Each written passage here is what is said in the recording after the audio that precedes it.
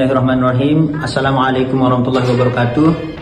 Shalom, Om Swastiastu, salam kebajikan, namo buddhaya. Selamat pagi bagi teman-teman yang menonton video ini di pagi hari, dan selamat malam bagi teman-teman yang menonton video ini di malam hari. Hari ini kelompok 5 akan membawakan presentasi yang mana judul presentasi tersebut adalah pengaruh globalisasi terhadap hukum nasional, tantangan dan transformasi sistem hukum Indonesia. Yang mana nanti presentasi ini akan dibawakan oleh teman-teman saya. Yang pertama Miftahul Jannah, yang kedua Mala Apiana, yang ketiga Mahyudin, dan yang keempat Muhammad Fadli, dan yang kelima Muhammad Hidayat Junaidi.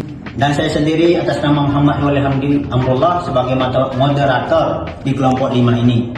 Yang mana dalam presentasi teman-teman kelompok 5 pada hari ini yang akan membahas tentang dua rumusan masalah. Rumusan masalah yang pertama, bagaimana pengaruh globalisasi terhadap perkembangan dan perubahan substansi hukum nasional Indonesia dalam perspektif hukum normatif.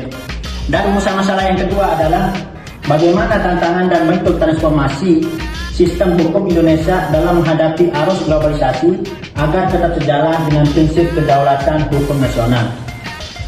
Sebelum kita mulai presentasi dari teman-teman kelompok 5, saya akan menyampaikan satu adigium. Ubi Societas Ibi Ius, set ubi globalitas Ibi transformasi Ius, yang artinya di mana ada masyarakat, ada hukum. Namun di mana ada globalisasi, di situ hukum harus bertransformasi. Oke, selebihnya kita akan mulai membahas materi-materi dari presentasi kelompok 5 ini, yang mana setiap anggota kelompok dari kelompok 5 ini nanti akan menyampaikan atau memaparkan materi yang sudah kami bagi masing-masing. Untuk selanjutnya saya akan serahkan kepada pemateri yang pertama. Baik, untuk pemateri pertama akan disampaikan oleh Abangda Mahyudin. Kepadanya saya persilahkan. Nah, sekarang saya akan menyampaikan beberapa latar belakang dari makalah kami, bahwa globalisasi telah mengubah sistem hukum nasional melalui meningkatnya keterhubungan dan ketergantungan antar negara, sehingga hukum tidak dapat berdiri sendiri secara tertutup. Maksudnya norma dan standar hukum internasional ya mendorong Indonesia melakukan harmonisasi dan transformasi hukum di berbagai sektor. Di satu sisi, globalisasi membuka peluang modernisasi dan peningkatan kualitas hukum nasional, baik untuk SDM maupun para penegak hukum lainnya, yang menimbulkan tantangan terhadap kedaulatan hukum nasional apabila tidak diselaras dengan nilai Pancasila dan Undang-Undang Dasar 45. Oleh karena itu diperlukan transformasi hukum nasional yang adaptif dan selektif agar Indonesia tetap berdaulat sekaligus mampu merespon dinamika global dan mampu bersaing di tingkat internasional. Demikian, untuk selanjutnya saya kembalikan kepada moderator. Baik, untuk pemateri kedua akan disampaikan oleh teman saya, Saudara Muhammad Hidayat Junaidi. Baik, terima kasih kepada moderator. Saya akan menyampaikan materi yang kedua tentang pengaruh globalisasi terhadap perkembangan dan perubahan substansi hukum nasional Indonesia dalam perspektif hukum normatif. Globalisasi sebagai tekanan normatif terhadap hukum nasional. Globalisasi menjadi faktor utama yang memengaruhi perkembangan hukum nasional Indonesia secara normatif. Norma, prinsip, dan standar hukum internasional masuk dan memengaruhi pembentukan serta perubahan hukum nasional. Globalisasi menciptakan normative pressure, yaitu tekanan agar hukum nasional menyesuaikan diri dengan ketentuan global. Tekanan ini bersumber dari perjanjian internasional, binding law, sub-law global, standar dan praktik hukum internasional. Dampaknya terlihat pada berbagai bidang hukum nasional seperti perdagangan, WTO, investasi, REACH, lingkungan hidup, Paris Agreement, dan hukum cyber.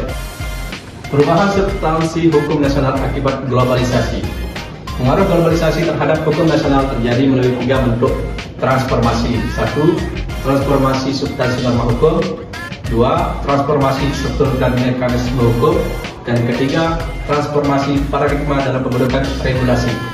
Dua mekanisme utama perubahan substansi hukum: ratifikasi perjanjian internasional yang langsung mempengaruhi hukum nasional, misalnya Undang-Undang Perdagangan, Undang-Undang Lingkungan Hidup, dan Undang-Undang Cipta Kerja. Harmonisasi dan penyesuaian kebijakan hukum nasional meskipun tanpa kewajiban internasional formal, misalnya hukum persaingan usaha, perlindungan data pribadi, dan ketenagakerjaan. Globalisasi tetap mempengaruhi hukum nasional meskipun tidak selalu melalui perjanjian yang mengikat. Baik, terima kasih. Saya kembalikan lagi kepada moderator. Baik, untuk pemateri ketiga akan dilanjutkan oleh Saudari Miftahul Jannah. Kepadanya saya persilahkan. Globalisasi memberikan dampak yang cukup signifikan terhadap prinsip hukum dan proses legislasi nasional. Globalisasi tidak hanya mempengaruhi aspek ekonomi dan teknologi, tetapi juga turut membentuk asas serta nilai yang berkembang dalam sistem hukum nasional. Beberapa prinsip hukum yang semakin menguat akibat globalisasi antara lain mutual recognition, yaitu pengakuan timbal balik antar negara terhadap standar tertentu. Kemudian good regulation, good regulatory governance, yang menentukan pentingnya regulasi yang efektif, transparan, dan akuntabel. Selain itu, globalisasi juga mendorong prinsip transparansi, persaingan usaha yang sehat, serta penguatan legislasi yang berbasis pada perlindungan hak asasi manusia. Dalam praktiknya, proses pembentukan pengaturan perundang-undangan dan tingkat nasional kini semakin dipengaruhi oleh standar global yang dikenal dengan legal convergence. Hal ini dapat kita lihat dari misalnya dalam pengaturan Undang-Undang ITE yang bersifat lintas negara, Undang-Undang Perlindungan Data Pribadi yang mengadopsi prinsip GDPR, serta Undang-Undang Minerba yang juga dipengaruhi oleh dinamika hukum dan kepentingan global. Namun, secara normatif, kondisi ini menempatkan hukum nasional pada sebuah persimpangan.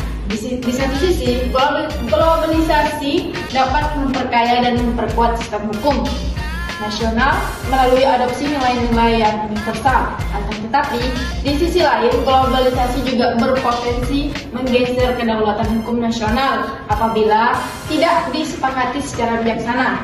Oleh karena itu, informasi hukum nasional perlu dilakukan secara efektif dan adaptif.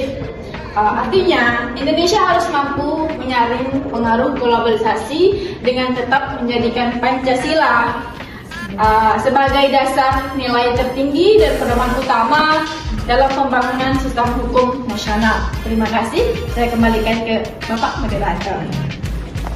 Baik teman-teman, materi keempat akan disampaikan oleh Abangda Muhammad Fadli. Kepadanya saya persilahkan. Terima kasih atas waktunya kawan moderator yang telah memberikan kesempatan. Selanjutnya saya akan menyambung penjelasan yang sebelumnya. Di sini saya akan sampaikan pada poin B, yaitu tantangan dan bentuk transformasi sistem hukum Indonesia dalam menghadapi arus globalisasi agar tetap sejalan dengan prinsip kedaulatan hukum nasional.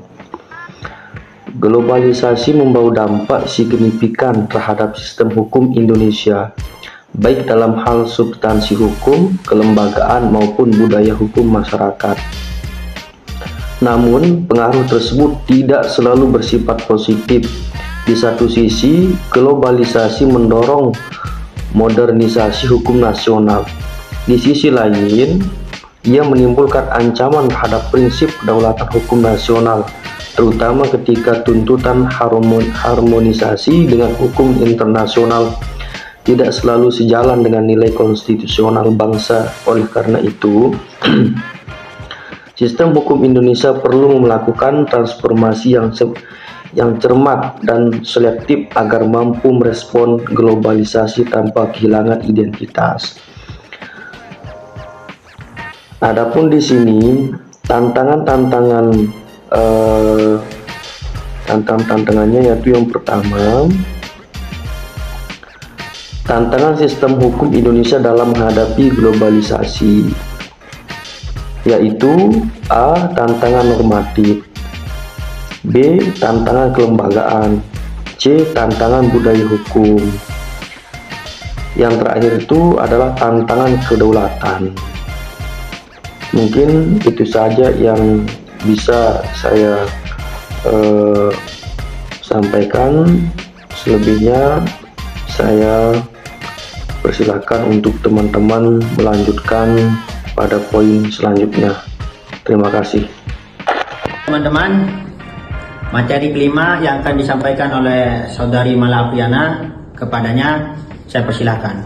Baik, saya akan melanjutkan materi yang dimana bentuk transformasi sistem hukum Indonesia dalam menghadapi globalisasi. Untuk mengatasi globalisasi, sistem hukum Indonesia harus melakukan transformasi dalam 3 aspek. Yang pertama, substansi hukum, struktur hukum, dan budaya hukum. Transformasi substansi hukum dilakukan melalui pertama, harmonisasi hukum nasional dengan standar internasional secara selektif, yaitu hanya mengadopsi norma global yang sesuai dengan nilai konstitusi dan kebutuhan nasional. Kedua, transformasi struktur hukum, yaitu dengan cara penguatan lembaga hukum dan peradilan dengan meningkatkan kualitas legalisasi, evaluasi dampak perjanjian internasional terhadap hukum nasional. Ketiga, transformasi budaya hukum, yaitu dengan cara peningkatan kesadaran hukum terhadap masyarakat melalui aparat hukum menafsirkan norma global sesuai Pancasila dan pendidikan hukum berwawasan global namun berakar nasional. Sekian, terima kasih.